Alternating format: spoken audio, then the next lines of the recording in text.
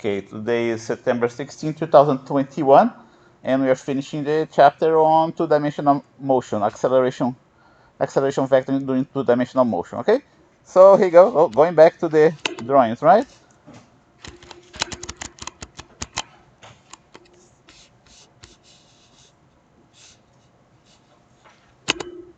So the acceleration vector, so here you go, here is a particle moving this path in the two-dimensional space.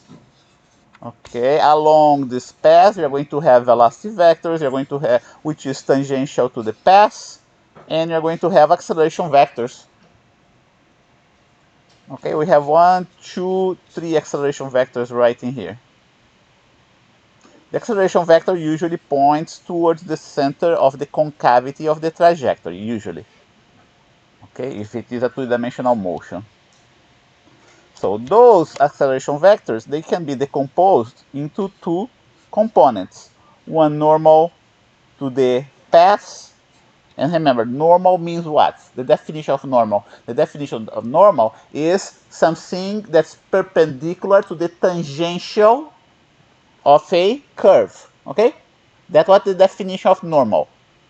There is the definition of perpendicular, and then there is the definition of normal. Okay, perpendicular means perpendicular to a line.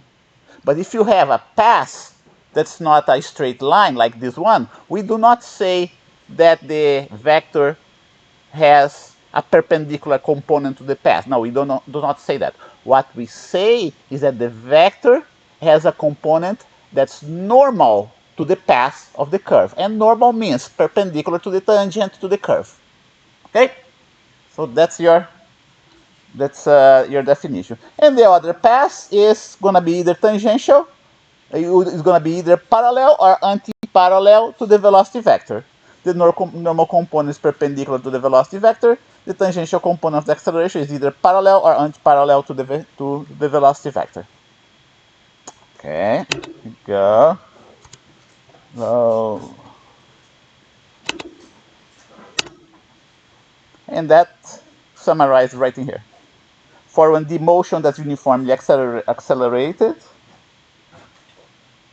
I'm running out. The uniformly accelerated, there is no normal component of the acceleration. There is only, let's write it in a different way. There is only a component that is tangential or parallel, because it's 1D, right? To the path, and no normal component of the acceleration. So those ideas are going to become more clear. Okay, and in this meantime, let me get my power supply here to hook it to my computer.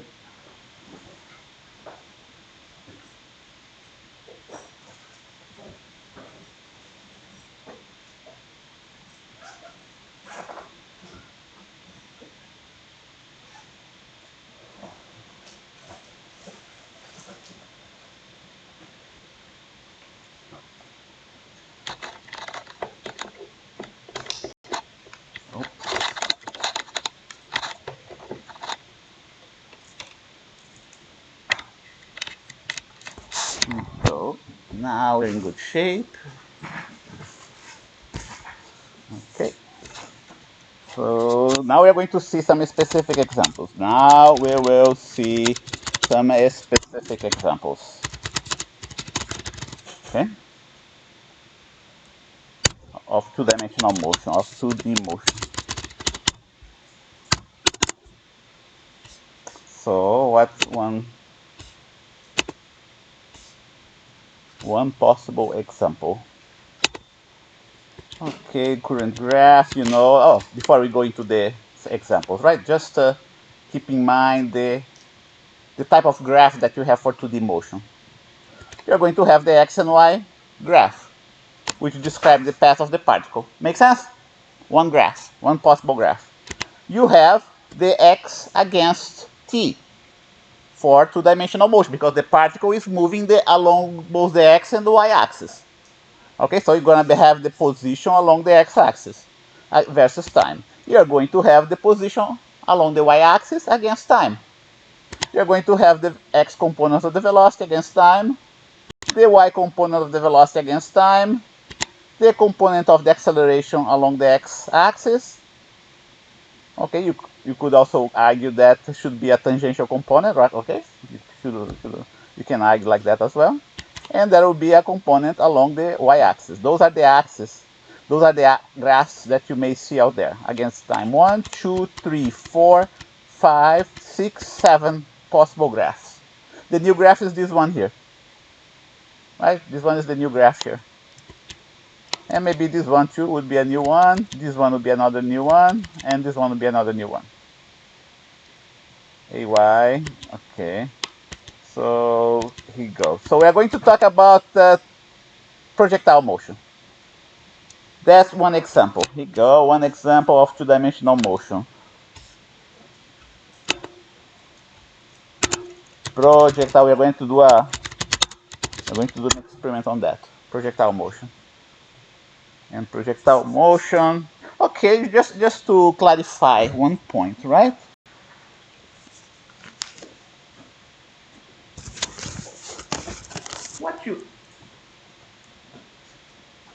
What you have right in here, if I release this object here, it becomes a projectile. But it's a one-dimensional projectile motion. And what's the definition of projectile? The definition of projectile is that the only acceleration this object is subjected to is acceleration of gravity, no other acceleration. Okay, it's net acceleration. Okay, definition of projectile. Definition of projectile.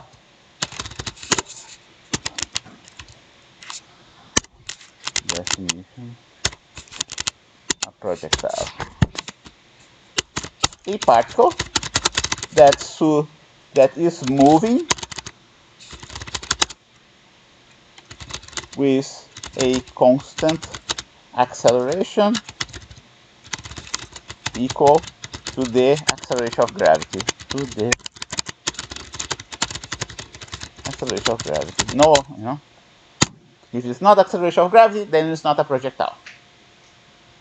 Like an airplane flying there in the sky. Is it a projectile? In a straight line, it's moving in a straight line. Is it moving with acceleration equal to g? No. Okay?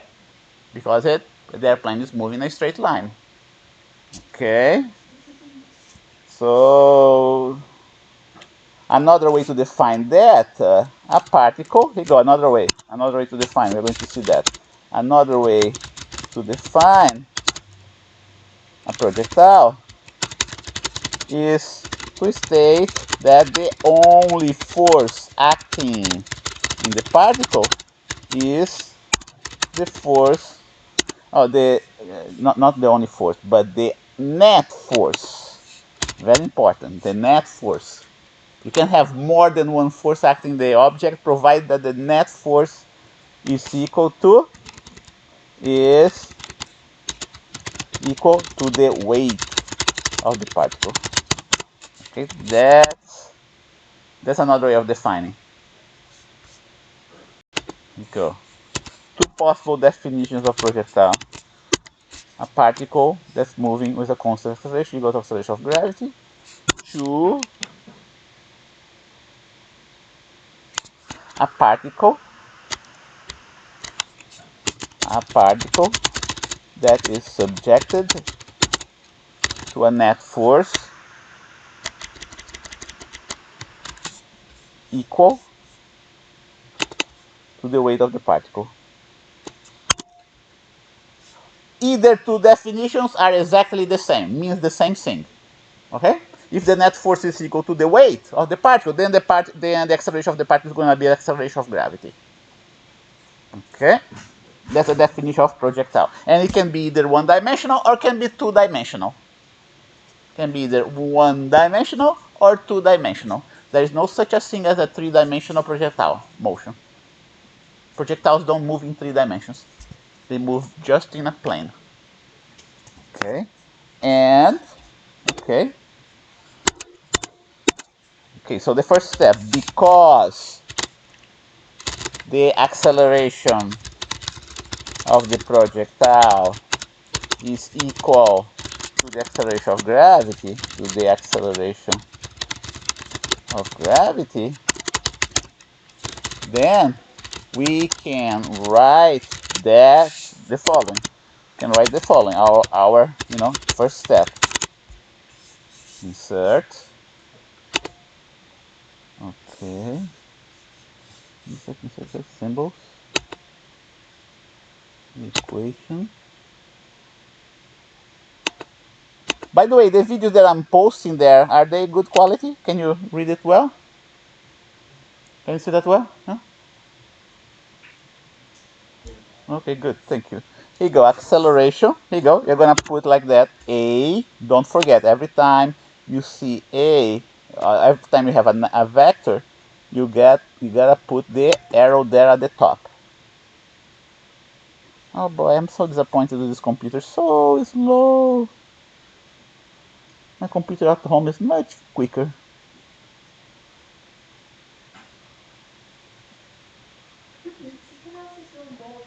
Huh? Yeah, I can do in both. That's right. This one's gonna be quicker, right? Let me see. Yeah, let me transfer that to my Google Drive. And yeah, that's right. I do the notes here and the PowerPoint here, right? Let me transfer that to my Google Drive.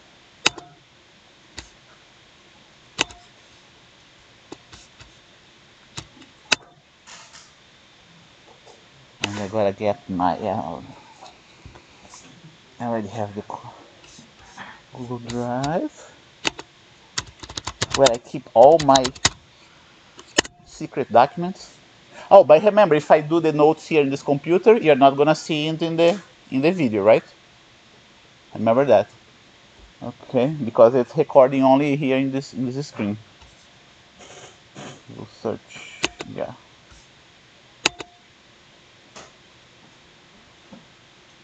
Go to Drive.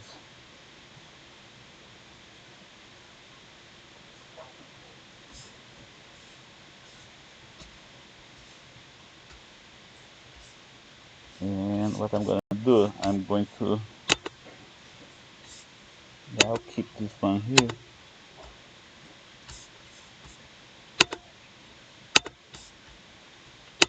Notes, notes,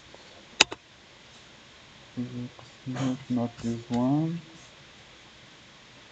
P37 notes, 512, that's the one. Okay.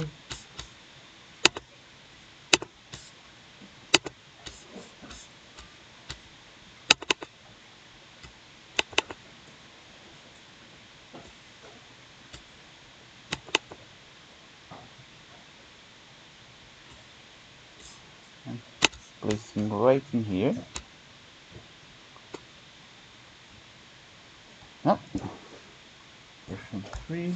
So let's go in the other computer now.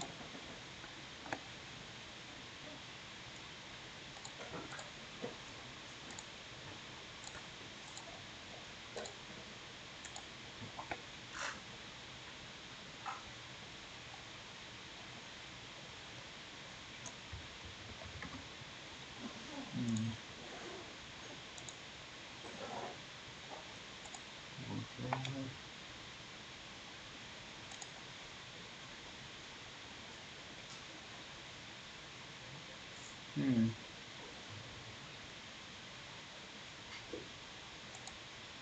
Drive.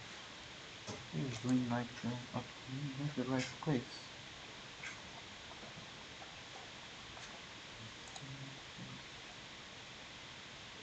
Huh, strange.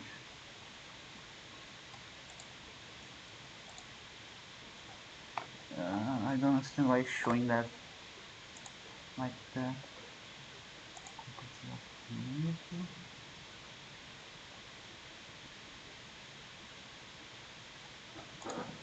I don't understand what's going on. It looks like I have to continue with the.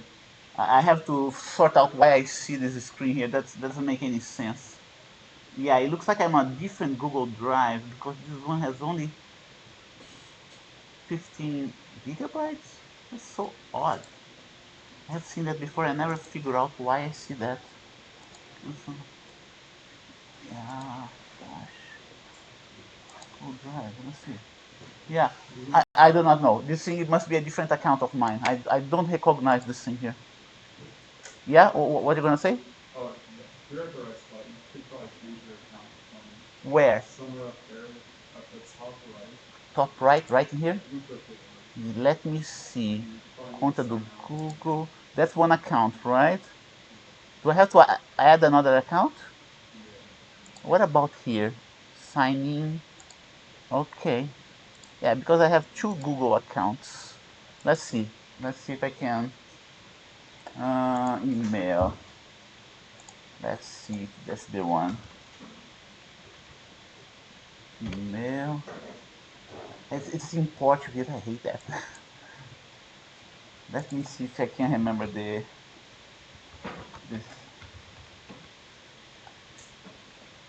password. Yeah, it looks like it. And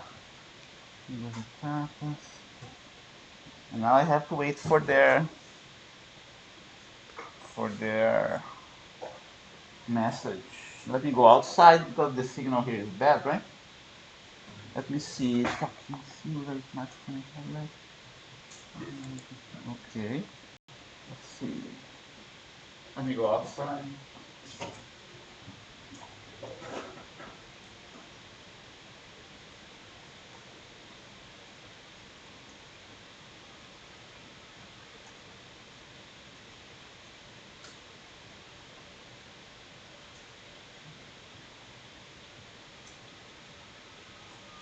Yeah, we have to wait.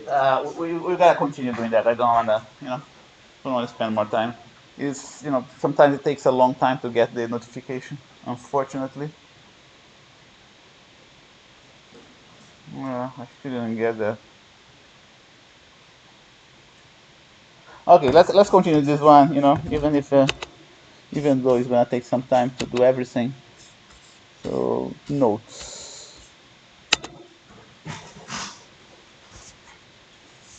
Whenever I get the notification, we switch to this other computer. This one here. Okay.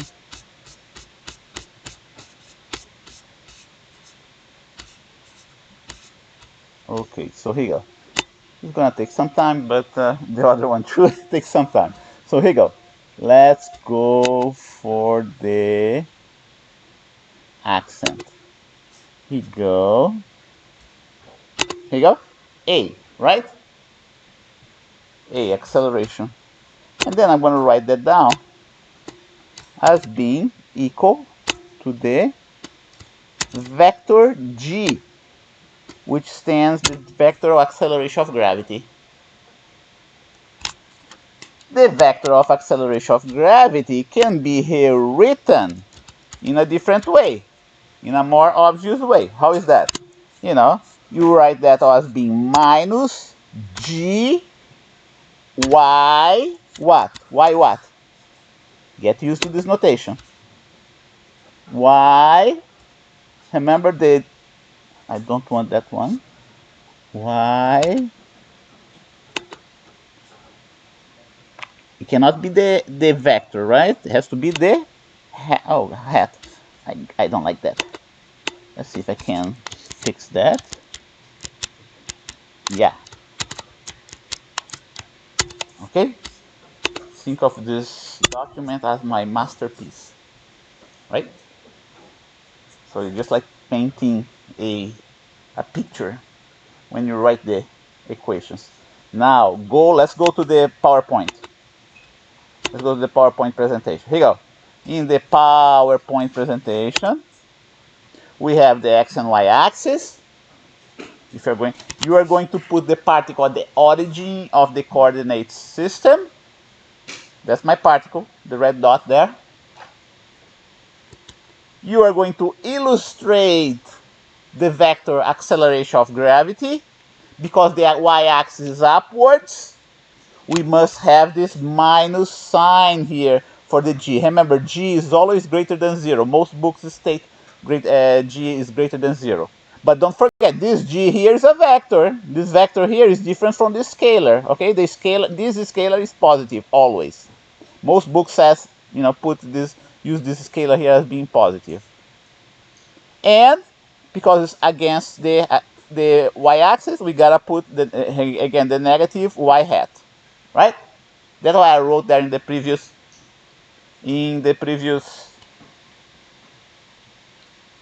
document.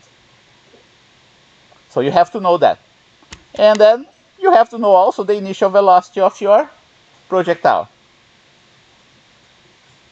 Okay, so go ahead, do the drawing. It's always good that you do, that you go ahead, take the notes in your book, because you learn better if you repeat there here in real time. Okay, so that's the velocity vector, the initial velocity vector. Okay.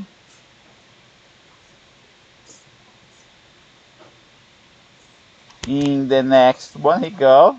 The initial velocity vector has a x and y component. The x component is v naught cosine of theta. The y component is v naught sine of theta.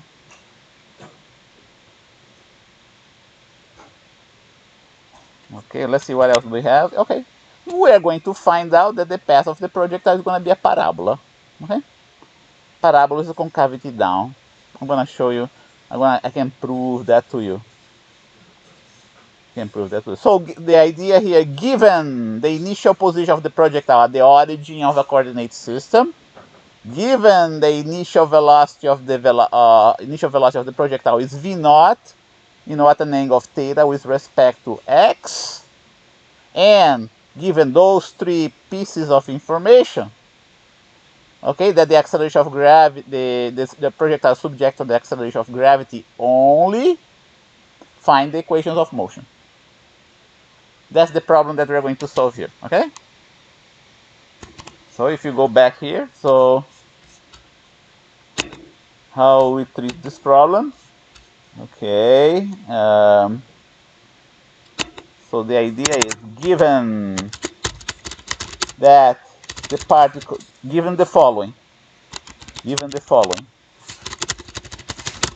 one, the particle is a projectile. The particle is a projectile. The phi is a projectile. Okay. The fact that the particle is a projectile, you already know that the acceleration of the particle is the acceleration of gravity, equal to the acceleration of gravity. Two, the initial position of the particle is at the origin of the x, y axis. And two, the initial velocity of the particle is v naught and makes an angle theta with respect to the x-axis. Okay. So given those three pieces of information,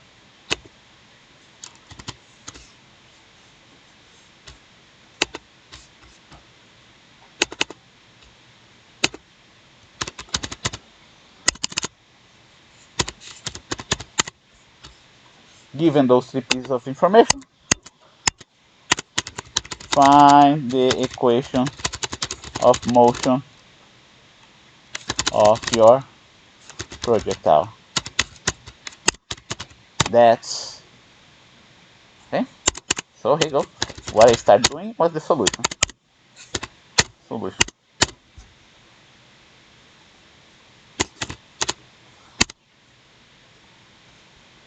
Okay, because the acceleration of the projectile is equal to the acceleration of gravity, then we can write the following. We can write that the acceleration vector of the particle is minus gy hat.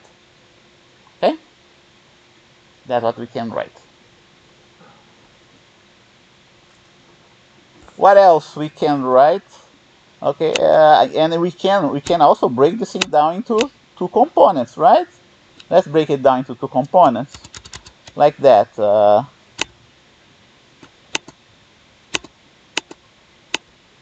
We're going to break it down into the x and y component. see here. I'm gonna get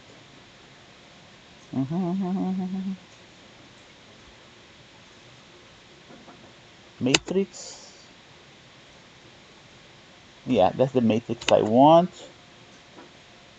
Okay, and then I'm gonna do something else too. Here you go. I'm gonna come up with half of a bracket. Let's see if they have it, half of a bracket. I'm quite sure they have it. That's another way of, another notation that we use to denote vectors. Yeah, here you go. That's the one I want. Yeah, I don't need 3, I need only 2. Yeah, here you go. The first one is the acceleration along the x-axis. There is no acceleration along the x-axis, right? And the second one is the acceleration along the y-axis. Okay? Like that. And then we also know the initial velocity vector. Initial velocity vector.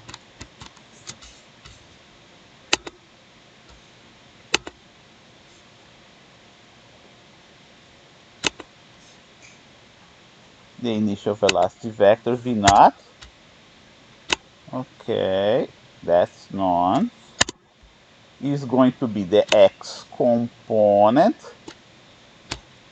I'm gonna get it. I'm gonna use this one here. V naught what? V naught what? X component. Take a look at the drawing. What? I can't hear you. Yeah, cosine of what? Theta, right? The Greek letter theta. We use the Greek letter theta all the time in physics. Measure angles in general. Okay, so going back to my PowerPoint presentation. Okay, here you go. V naught cosine of theta, and the other one, V naught sine of theta. Okay. V naught function. Here you go. Cosine of theta. And the other one. I put it.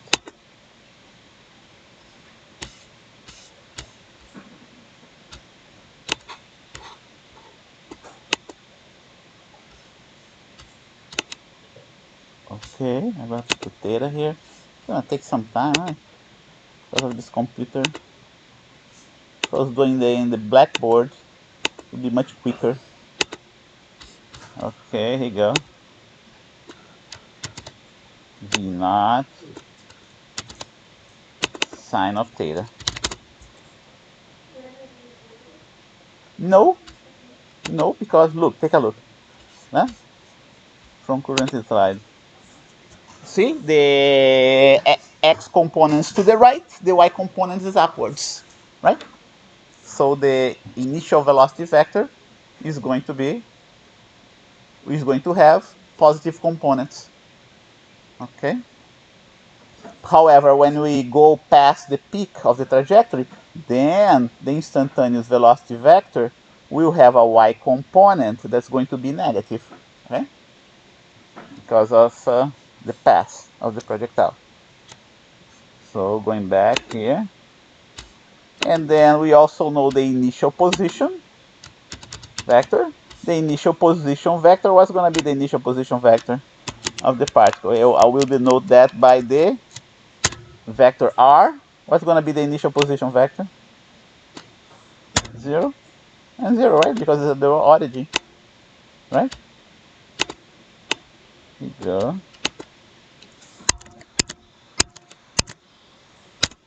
Okay, I can even, two different notations, right?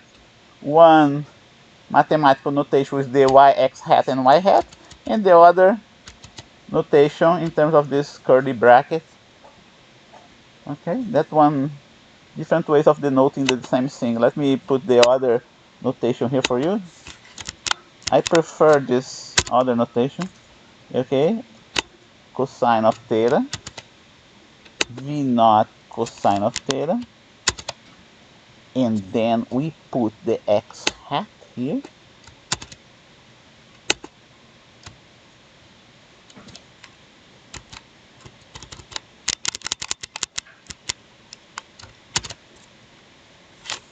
We put the x hat, and then the v naught sine of theta, y hat. Okay. We can do the same for the r naught, right?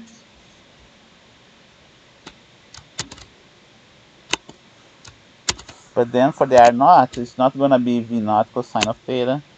It's gonna be 0 x hat and 0 y hat, right? 0 y hat.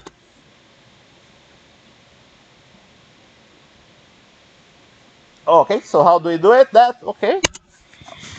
We just go ahead with the definition of the acceleration vector. Those are the three givens, right? That's given to us by the problem. Then let's go to the definition of acceleration vector. The definition of acceleration vector is what? Is dv dt, right? dv dt, right? dv dt. So what we have right in here is going to be, I'm going to rewrite that,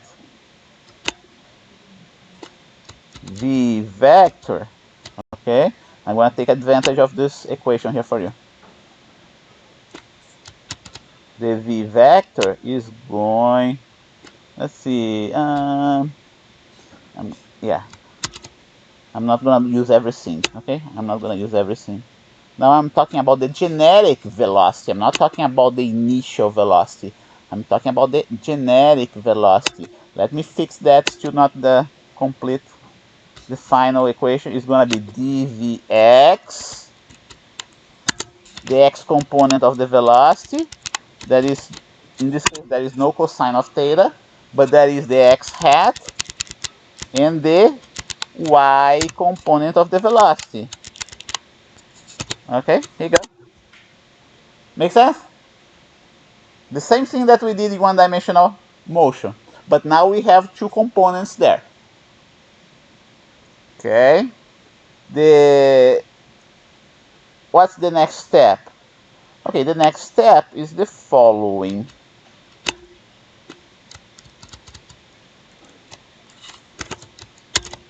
The next step is the following. I can break it down between components Vx and Vy.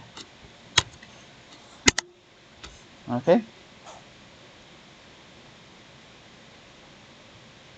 Have you ever thought, how do we deal with this type of differential? Have you ever thought? Is a differential of a scalar multiplied by multiplied by a vector. Have you ever thought how you deal with this type of differential? You deal exactly in the same way that you deal with the scalars. You apply the chain rule. Okay, I can do that, but I'm gonna do only for the first one, and then you're going to see that otherwise it's too much work. Okay, and then you're going to see how we do for the second one. Okay, I'm gonna do that for the first one. Here you go. I'm gonna apply the chain rule. So the chain rule for the first term is going to be the differential of the first term multiplied by the second term plus the differential of the second term multiplied by the first term. Make sense? Okay? So here you go. I don't need the parentheses here anymore. I'm doing the step by step so you can understand what's going on here. Okay? It's far simpler than that. Okay? But since you're seeing that for the first time, I want to do the step by step. Here you go. Okay, here you go. Now you have to look. We're gonna have the same thing for this one. Okay? But let's just concentrate on this one, so you don't spend too much time with that. So we still do not know if the x component is a constant or not. We still do not know. We're going to find out that soon, okay? But what about the vector x hat? Does the vector x hat varies in time or not? That's the question that you have to ask yourself. Okay? Think about that. Think about that. I'm going to give you a hint. The particle is moving as time goes by. Right? Here we go. The particle is the particle is moving as time goes by. At this instant of time, the x hat vector is in which direction? To the right, right? Make sense? Did it change? Okay, now a little bit later on, at this point in time here, the x hat vector is going to be which direction? Does it change? It's still going to be to the right. Does the length of the x hat vector changes? Does the direction of x hat vector changes? So the x hat vector is constant. Did you get the idea? The x hat vector is constant. And the same thing applies to the y hat vector. Right? As time goes by, the y hat vector doesn't change. The magnitude of the y hat vector remains 1. The direction of the y hat vector will remain upwards. Okay? There are vectors, there are unit vectors out there that changes as time goes by. Okay? The direction of a certain unit vector, they do change as time goes by, and we're going to see later on. Okay? But not for this one particularly here. So x hat and y hat are constant vectors. They don't change their magnitude, they don't change their direction. Make sense? Now you know what happens when you differentiate those vectors, right? When you differentiate those two vectors, what's going to happen? What's going to happen to this term right in here? It's going to be what? This term here is going to be 0, right? Right? And now, like I told you, I don't even have to go through the same trouble with this guy, right? I already know that y hat is a constant, so I'm going to put it outside the differential.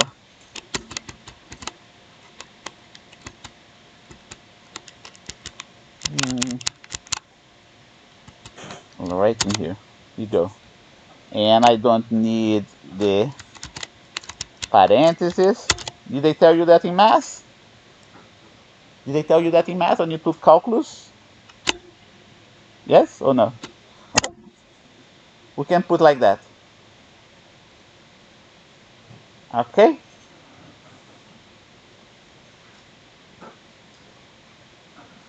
What time's that? 5:39. We can go for another 10 minutes. Then I take attendance. I'm gonna erase this guy here. And I am almost done. I am almost done. Here you go. Don't forget that your acceleration vector has a component, right? Has an x and y component. Here you go. Your x component for the acceleration vector is going to be 0, right? Remember that? Here you go. And I even going to enunciate it here, so specifically, okay, is 0x hat, right? Right, because you have only a vertical component for the acceleration vector, right? So what do? Okay, we identify that this guy here must be equal to this guy here. Okay? So even better, this guy here must be equal to this guy here, the 0. That scalar on the left side multiplied by x hat must be equal to the scalar on the right side multiplied by x hat. Make sense? Right? And this scalar right in here must be equal to this scalar right in here. Right? Now, so in a way, it's the same as doing one-dimensional motion. It just happens that it's more complicated because you have twice as many terms. Okay, so now you have the following. You have that dvx dt is equal to 0, okay? And you have that dvy dt is equal to minus g. Dvy dt is equal to minus g.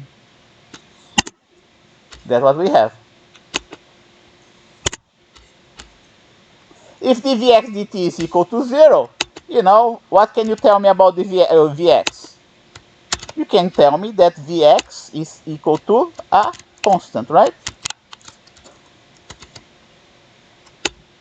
Is equal to a constant. And this constant is going to be the initial value, the initial velocity along the x-axis. The initial velocity along the x-axis, which is what? Initial velocity, v naught, times what? Times what? You remember that? So the challenge here is to keep track of everything that we know. Times cosine of theta. So we found our first equation of motion for the velocity. And we found that it's constant. The x component of the velocity is constant. Okay? So what this equation is telling us? This equation is telling us that your projectile moves with constant velocity along the x-axis and with uniform accelerated motion along the y-axis. Make sense? That is a combination. Projectile motion is a combination of those two types of velocity that we studied in uniform motion and accelerated motion, in one-dimensional motion. Now let's go for the next one. The next one is like that. Here you go. So we did for Vx. Let's do for Vy and then we can go for our break, right? We're going to do for Vy now. We're going to multiply both sides by dt, right? Just like we did for one-dimensional motion. Step by step.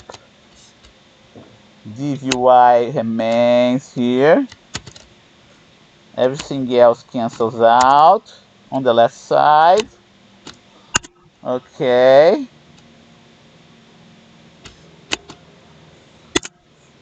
What's next? What's the next step now? We must do what? Integral signs on both sides. Integral sign. This one right in here.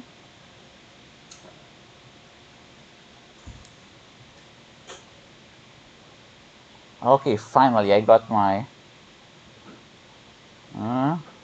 yeah, I finally got my Google code. Took a long time. Okay, here you go. I'm gonna get the other one, but now it's too late, right? Because I gotta try again. The negative sign can go outside, right? We are going to put the limits of the velocity from the initial velocity along the y-axis to the final velocity along the y-axis, from instant of time 0 to instant of time t, right? Apply the limits to the left side. We get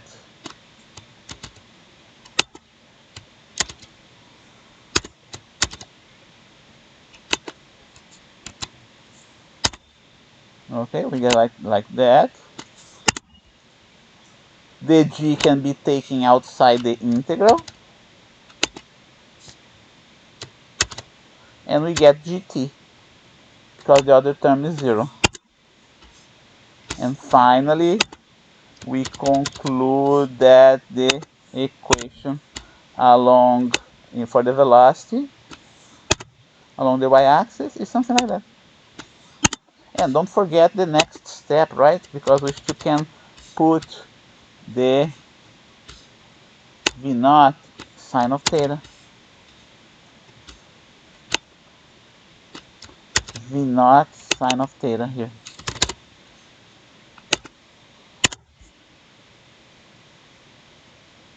So let's just summarize the equations of motion so far. We didn't get everything yet. Here you go. That's my first equation of motion. I'm gonna take advantage of this one.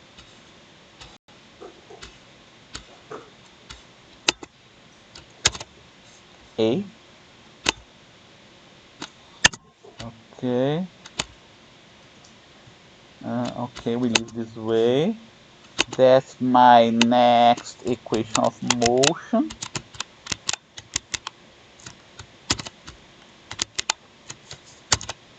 My next equation of motion is V naught cosine of theta in the x hat direction. And Vy V naught minus GT here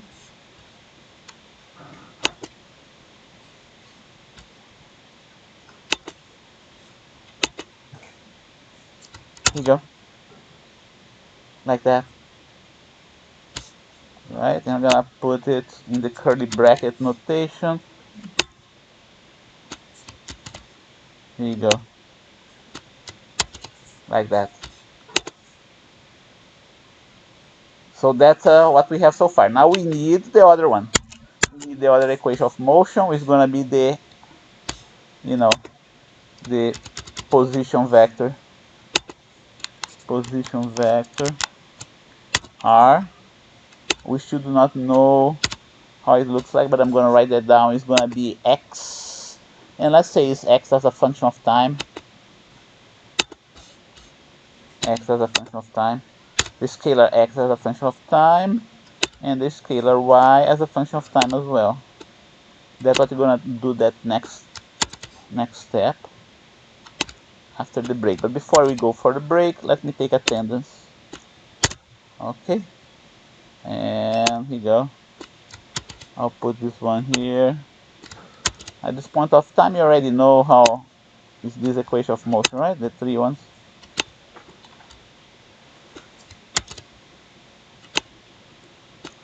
Y. Here you go. Okay. So see, I finally got the the thing, but let me see here. I wonder if it's gonna accept it. 507811. Oh no. Oh, that's a second. That's something else.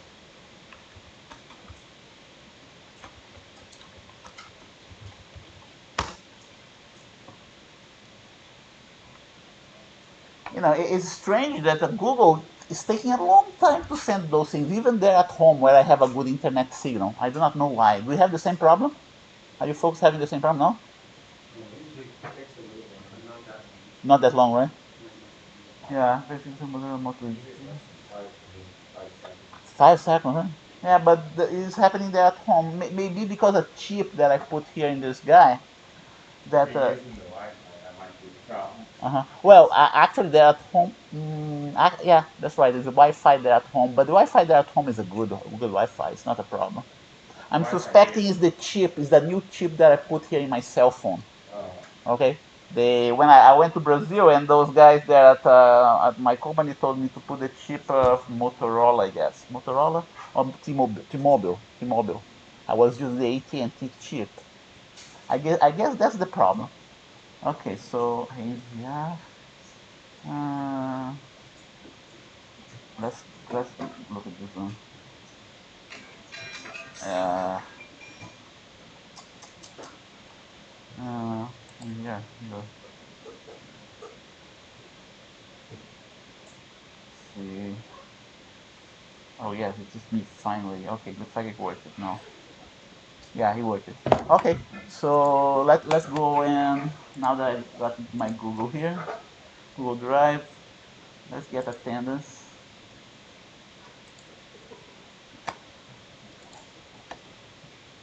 Roster attendance. Okay, today is the 16th. Daniel Abraham. Good. Next, Mario Acevedo. Aaron Atif. Musa Atif. Good. Genesis Bell. Jennifer. Vincent D'Aloisio. Robert Faust. Her. Pedro Flores. Lawrence Flores. No. Alexander Garcia. Good. Sungham. There. Brian Herrera. No. Brian Inez. Athena. What happened to Athena? He was for the lab, right? Was there the lab? Jesus lab.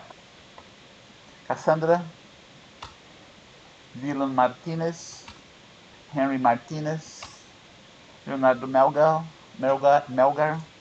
Rafael Mercado. Raymond Miramontes. Good. Jaime Mondragon. Alexis Nigret. There. Garria Paris. There. Marco Antônio Partida. Armando Pérez. Abraham Pérez. Are you there, Abraham? Oh. Nicolas Pisano. Good. Hans Uskar. Ramon Quintana. There. Okay. Albert Ramirez. Ali Sharabi. Amna Sieda. Okay. Davidson Paxley. Antonio Vega. Kenneth Villagomez. Good. Patrick Villalvazov. Good. And Nolan Williams. Let me see how many students we have. I'm not gonna do that the rest of one, 2, 3, 4, 5, 6,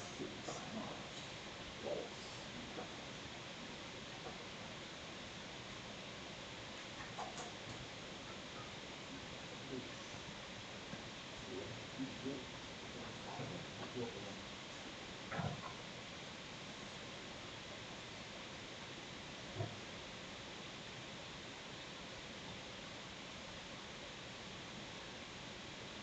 Okay, now it's like this. So let's go for 15 minutes. It's 5:53 right now. 5:53. What? 6:08, right? Break till 6:08. 6:08 p.m. Yep.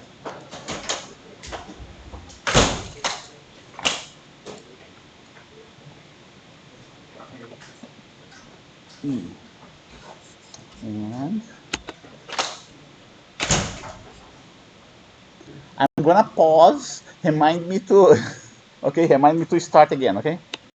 Know how to do the next one because we did the 1D motion, right? Let's go.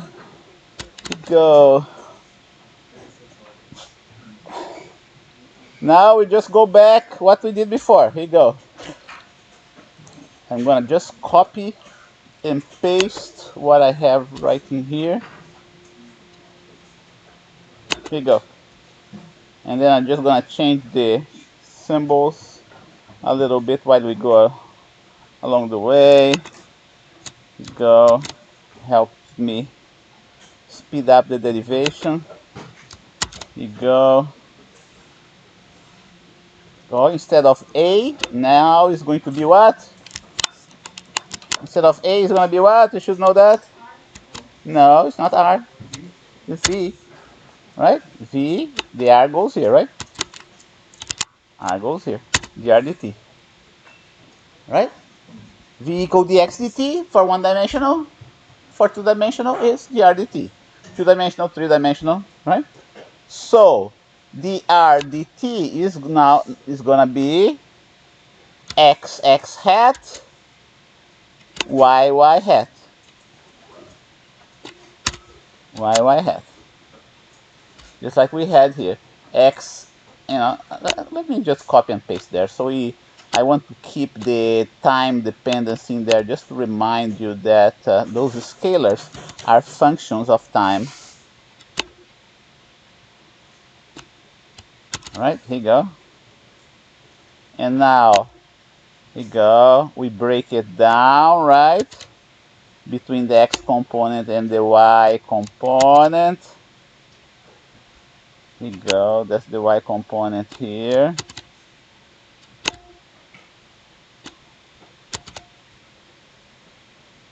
And then we know how to break it down, those terms. Let's see if I can get, I will, again, I'm going to continue to emphasize that the x is a function of time, but not the x hat, which is a vector. Okay, we don't need to do this step anymore because you already know that the vector x hat is constant. Let me get a little bit far away. Maybe I should put another parenthesis, right? So, and you go, and I'm going to use this one right in here. And I'm going to adjust this equation so it makes sense in my final recording. Here you go. Okay. Now, what we have here in the right is not minus gy by hat, right? It's not. It's going to be what? Let's see. Well, let's see here. It's going to be, oh, here you go. It's going to be this one right in here. Right? Here you go. So what we are going to end up having, we're going to end up having two equations again. I just don't like that everything is falling into lines. Okay, so I'm going to take out the time dependence here so I can have my whole equation in a single line.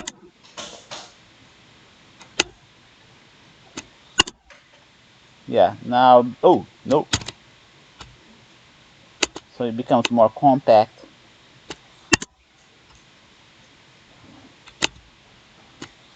Here you go. And now I do not need the parentheses anymore, right? Just simplify the notation. Here you go. And now we can start breaking down the relations that we have here.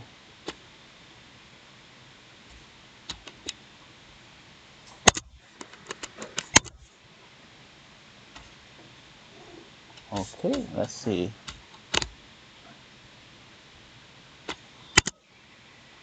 Dx dt is going to be not 0, but v naught cosine of theta, right? Dy dt is not going to be minus g. Dy dt is going to be this function of time here that you see.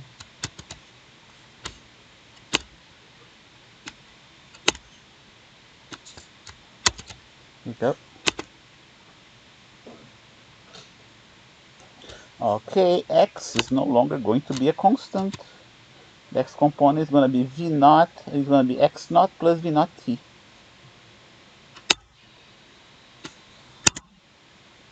Did I get it right here? Oh, I forgot the cosine of theta, right? Watch out. Watch out, sometimes I... Here you go. Cosine of theta. Okay. Let's see.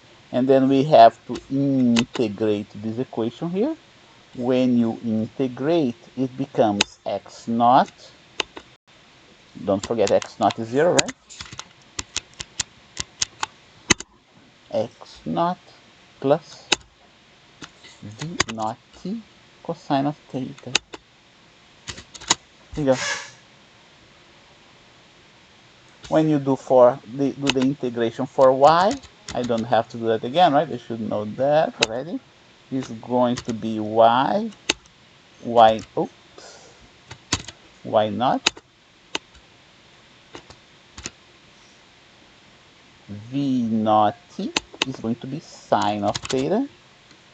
And then we still have this term right in here that when we integrate becomes minus 1/2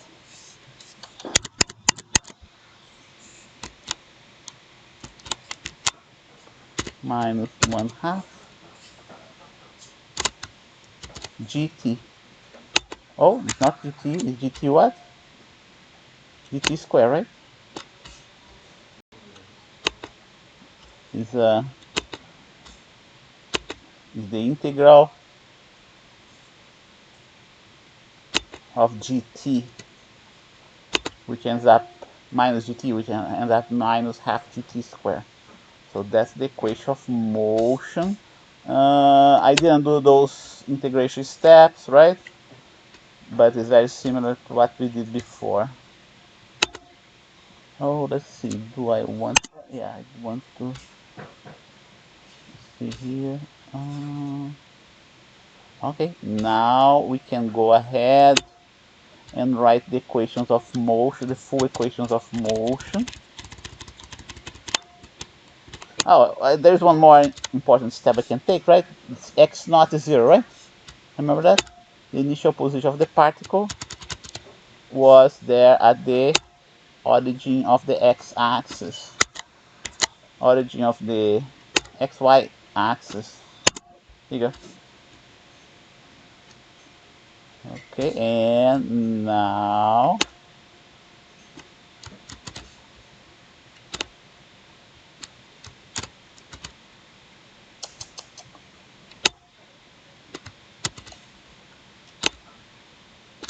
here you go.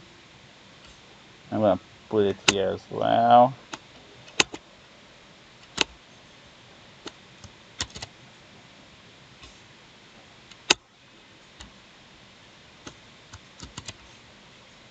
We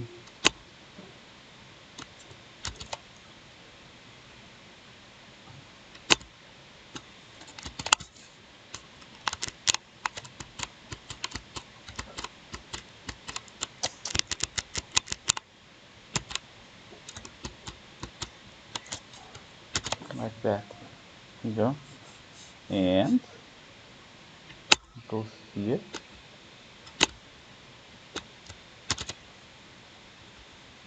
I don't need the parentheses.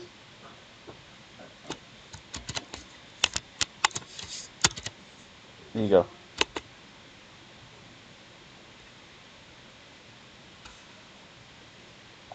Those are the three equations.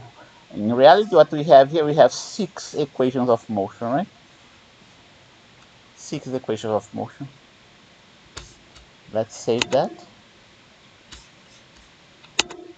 And now we can, let's see, let's go back. Projectile motion. Here you go. I did all of that in my notes. Okay. I was supposed to have a minus g here. I didn't put a minus g. Have to fix that. Okay, that's, yeah, this one I fixed. Okay, same steps in a slightly different way. Okay, RDT, blah blah blah. Okay, so that's the,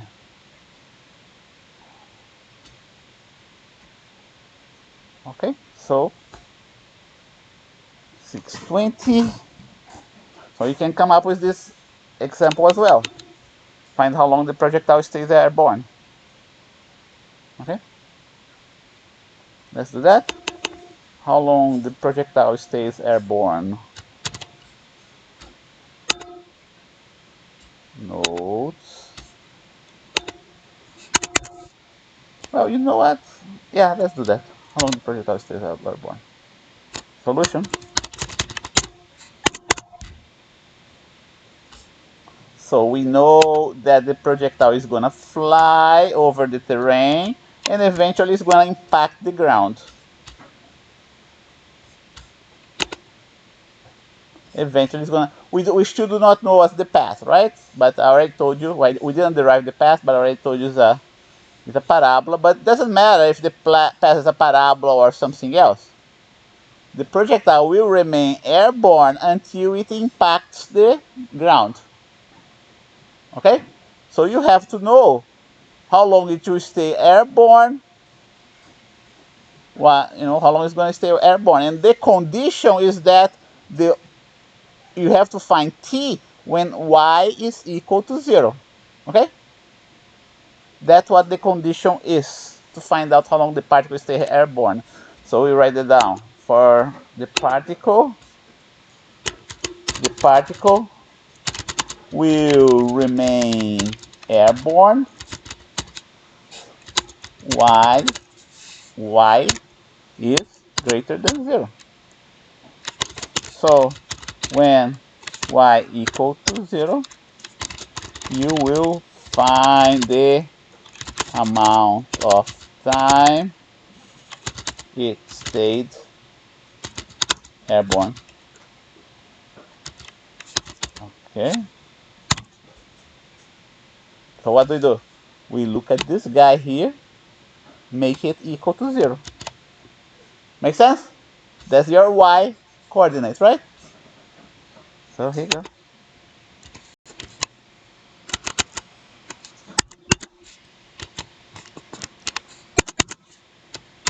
Make it equal to 0. We have two solutions. So let me show you how do we get the two. It's a quadratic equation. Because it's a quadratic equation, we have two solutions, right? The first solution, here you go. We find, let's first simplify this guy. Let's put the t in evidence, okay? The common terms in evidence. The common, only one t is, only the t is the common term.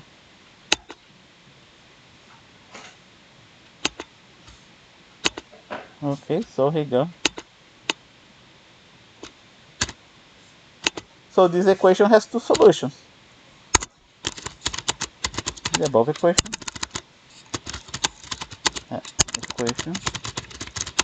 has two solutions. Okay.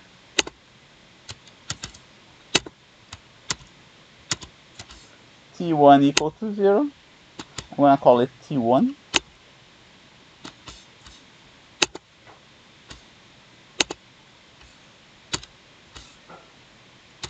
Equal to 0.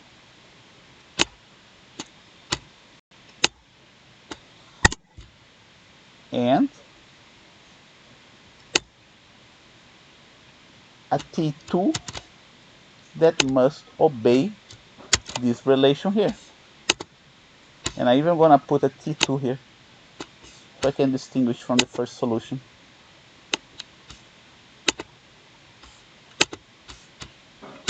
Okay, the first solution that you see here is trivial. We know from the very beginning that at time t equal to 0, the particle was at a position y equal to 0, right? Now I want to know the second t. Okay? And we find the second t by solving this equation right in here. Let's put a space. Go next. Equal.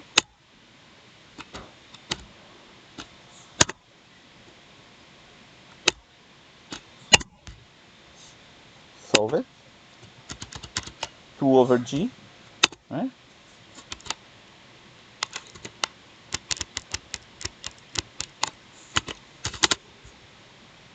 Over g, that's what T2 is all about.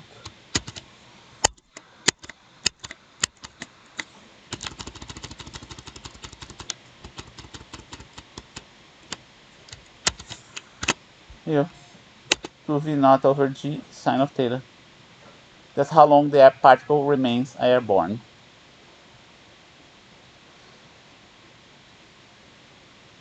It depends on the angle theta, it depends on the initial velocity.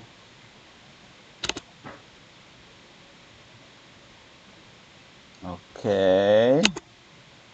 Let's do another, for which angle theta, given, for which angle theta the particle remain airborne the longest. Okay, that's another example. Let's put that as example here. Longest. Can you picture that? Solution? Okay, so the longest would be if sine of theta is equal to 1, right? The longest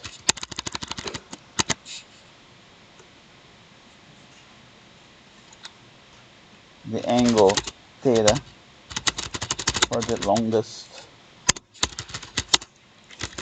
period airborne will be if sine of theta is equal to 0, is equal to 1, sorry.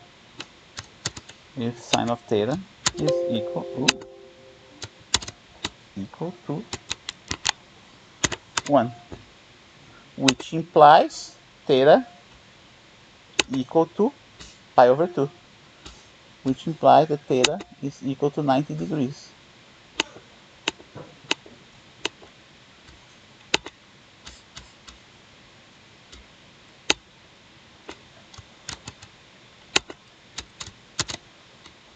Oops.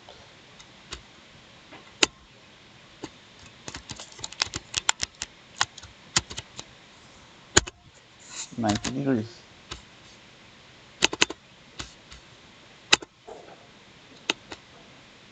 Okay, let's put that here.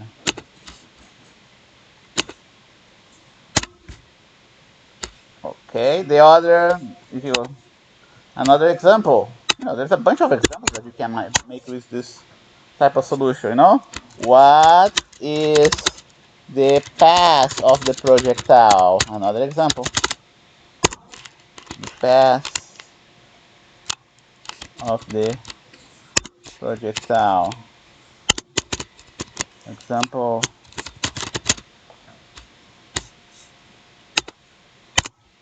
Let's see. I want to count how many examples we have so far. Here you go. Find the equation of motion of the projectile. That would be example 1, right? Example 1.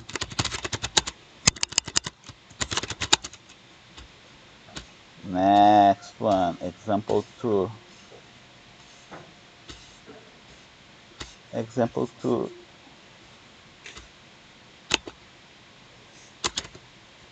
Okay, next one. Example 3. Okay. Now example 4.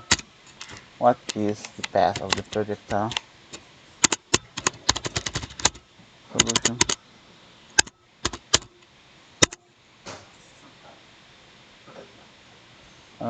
What's the path of find? Here you go. What's the path of? In other words. In other words. In other words. In other words. Find y as a function of x. That's what I want. Projectile. In other words, find y as a function of x. Okay.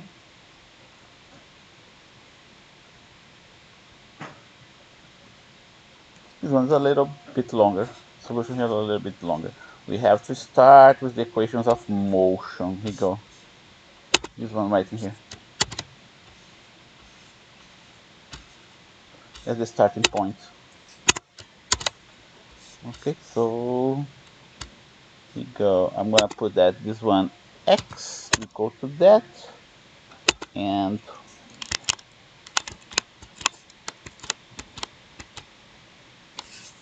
y equal to that.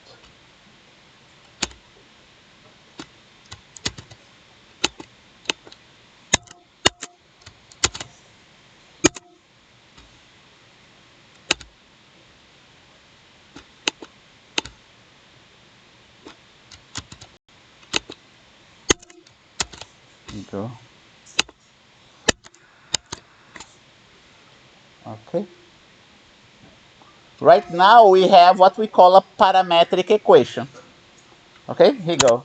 Right now we have what mathematicians call mathematicians call mathematicians. Is that right? Oh. A C? Oh, I see. Mathematicians call a parametric equation.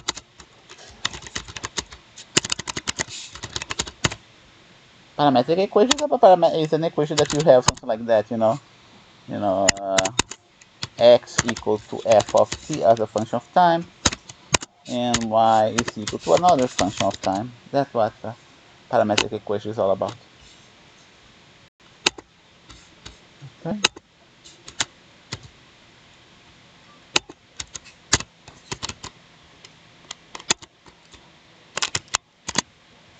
Okay, that's what we have. So what we want to do, we want to find an equation that shows y as a function of x. Okay.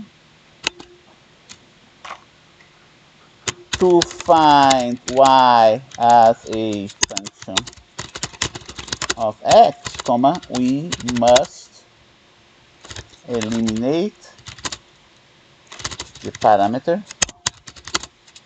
t.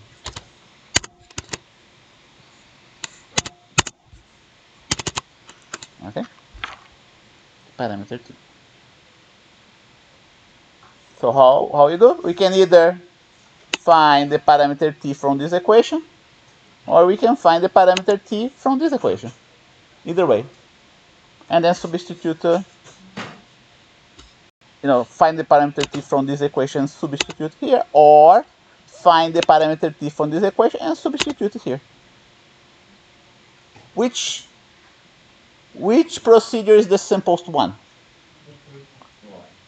The first one, right? Because we have a linear equation here, right? In t, right? The other one is a quadratic equation. It's going to be that mess that you already know, right? Square root of whatever.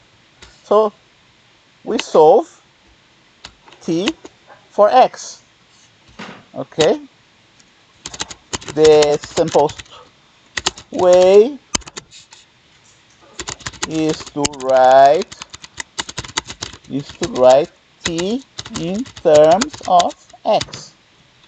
Or, here you go.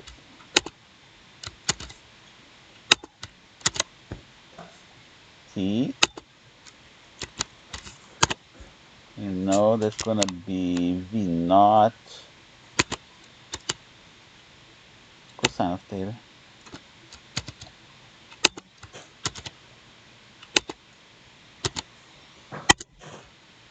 Not cosine of theta. Here you go. And now we feed the solution right in here on y.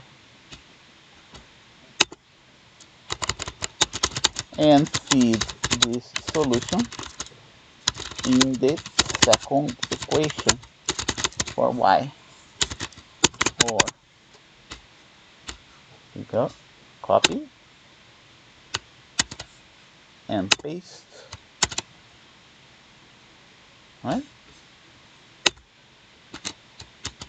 I'm going to be very specific here, so it's easier for you to know what's going on. I'm going to write down a parenthesis here, so you know I made a modification there, and here too. I'm going to put a parenthesis. I'm going to do even like that. Here you go. Even better. Just copy and nope. Copy and paste here. Here you go. Simple enough, right? And now let's see if we can simplify this as much as we can. We want to write that down as a function of x. So here you go. My sine of theta can be placed right in here in the numerator of this term. Okay. The x is going to be squared.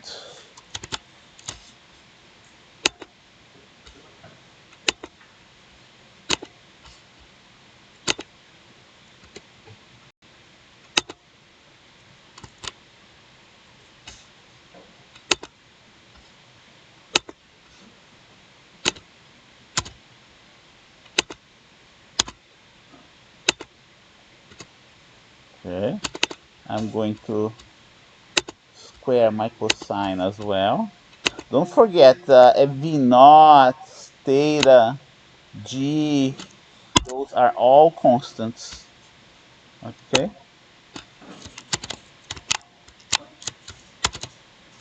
Those are all constant, but I'm gonna make it look nicer. Okay, let's leave this way for now. What else? Which other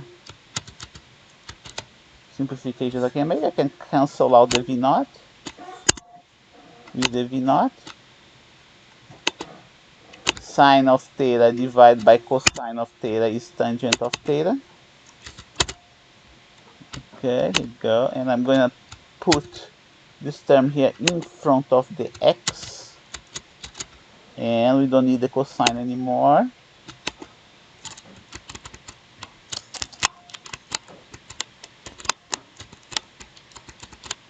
Ooh.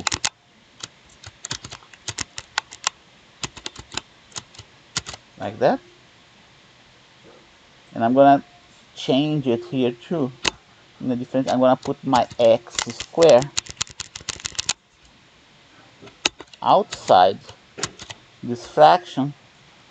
Place my g here. And leave my half there. That's my y as a function of x. And I'm going to do something else. I'm going to rename those terms. Tangent of theta, I'm going to call a. Lowercase a. Oh no, lowercase a is not a good one. Because it can mix you up with the acceleration, right? Let's put b. Constant b. And this other term here, I'll call a constant c. Okay? That's c. And that's b. Do you see a quadratic equation here? Yes or no? Right? It's just simpler than this one here, right? When you look at something messy like this one, you don't see a quadratic equation right away. But if you recognize that all those terms, theta, v naught, and g are constants, then you can rewrite our equation as a constant coefficient multiplied by x, and as a second constant coefficient multiplied by x squared. And there is more. C is greater than 0, because g is greater than 0, and we have terms here with the square, right? Where c obviously is greater than 0. And what about b? Well, b is also greater than 0, right? B is also greater than 0. If you're talking about between angles of 0 and 90 degrees, definitely b is going to be greater than 0. Okay? Because sine divided by cosine in the first quadrant is positive. So what we have? We do have a parabola with a downward concavity because of this negative term. Okay? So now we can go to our, to our drawing right in here. Yeah, what we have is a parabolic path, y as a function of x, with a parabolic path with a downward concavity. Parabola with a downward concavity. And now you just apply everything that you learned before, right? So The vector velocity at this point is tangential to the path, tangential to the path. The velocity vector here is going to be tangential to the path, tangential, tangential, and tangential. That we learned before, right?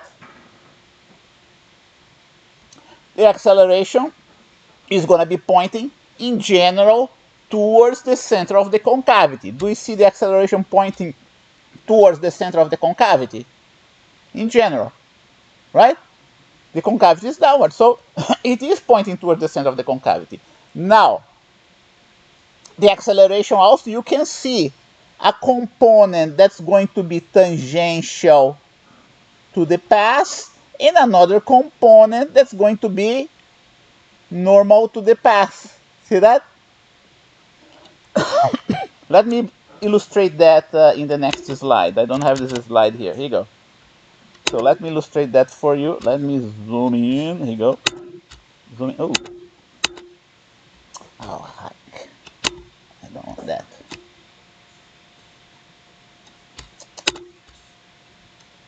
Yeah, here you go. I want to zoom in on this one. No, it doesn't zoom in. That's odd. Well, it's zooming, but it's zooming slowly. See that? More. Why it doesn't do anything? Well, I'm disappointed. View. I don't think I can do more than that, right? Zoom. Oh, didn't change. Okay, better now, right? Now it's better. So let's take a look at the two components of the acceleration. Okay, I'm gonna just eyeball, okay? Here is going to be the normal component of the acceleration. I'm eyeballing it. I'm gonna put it a different color.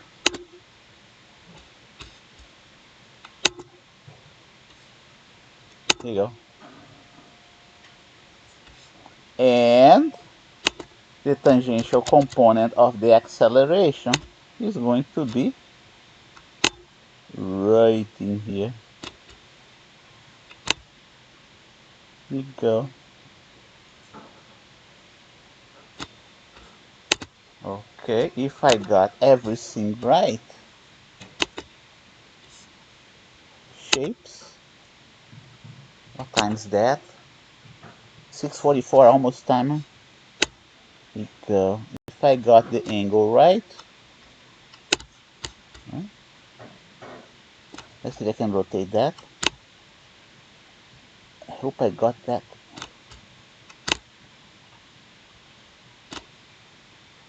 Okay, so yeah, I didn't quite get it, right?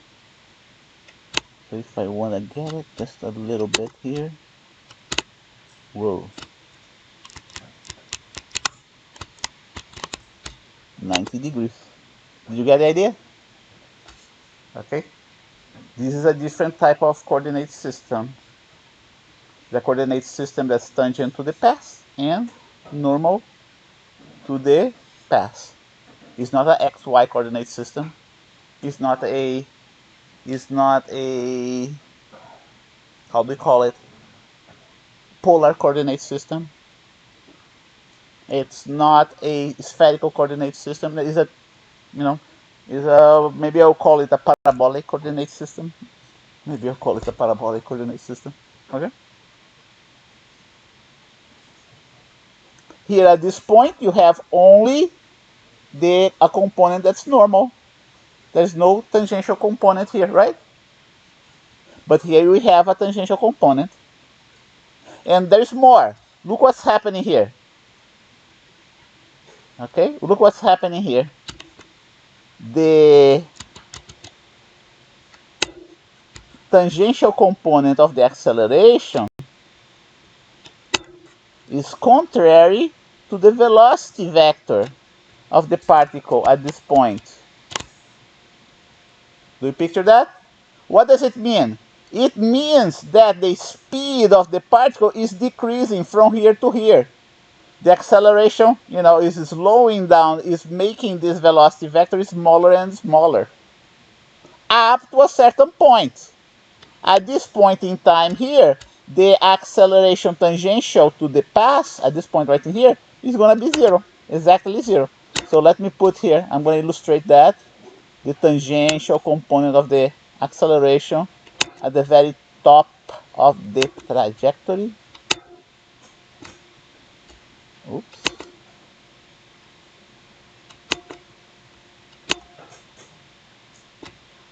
Right in here.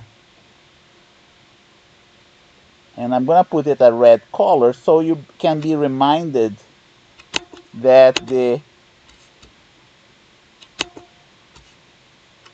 tangential component is 0. Okay?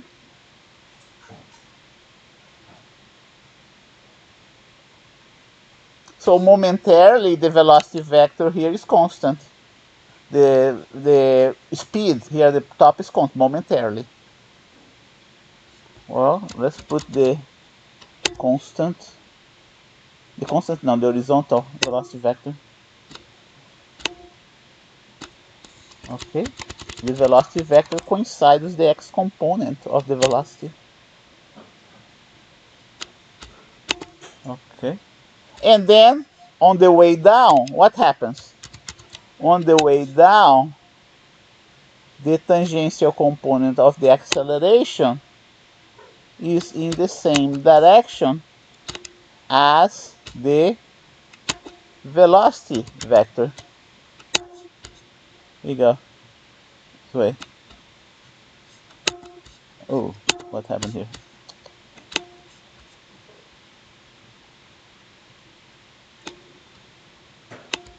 Here you go. See that? Tangential component. So what does it mean? It means that the velocity, the speed, is increasing downwards. Okay? Picture that? Tangential component. The normal component of the acceleration is going to be somewhat like that.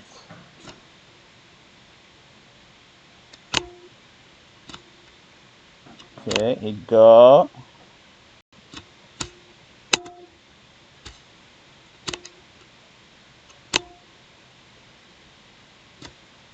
Somewhat like that.